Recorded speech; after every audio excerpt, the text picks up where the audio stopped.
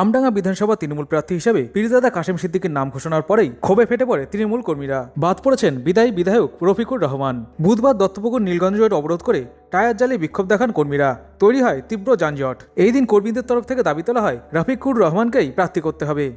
আমরা চাচ্ছি আমাদের যে বিধায়ক রফিকুর রহমান, যিনি 15 বছর ধরে আমাদের সাথ দিয়েছেন এবং এরকম কাজের মানুষ আমডাঙ্গায় মানে এমএলএর সংজ্ঞা যিনি পাল্টে দিয়েছেন, মেম্বারের চেয়েও বেশি মানুষের সাথে থাকে, আমরা তাকেই চাই। সব সময় আমাদের পাশে থাকেন, যখন ডাকা হয় তখন কাকুকে পাওয়া যায় এবং কাকু মানে সব সময় মানুষের পাশে থাকে এবং অ্যাজ এ ম্যান হিসাবে খুব ভালো মানুষ।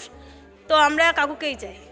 এখন যিনি প্রার্থী হয়ে আর কি ঘোষণা হয়েছেন, ওনাকে আমরা কোথায় পাবো?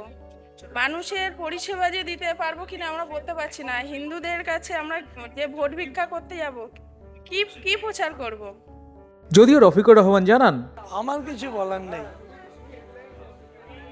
এলাকার জাতীয়তাবাদী ভোটার এবং দলকে যারা বাঁচিয়ে রেখেছে তারাই বলবে, আমি কি। তারা বলছে আমরা তোমার সঙ্গে আছি, এই প্রার্থীকে আমরা ভোট করতে পারবো না। আন্দোলন আমি কারণেই সেদিন কর্মীরাও করেছিল, আজও কর্মীরা করছে।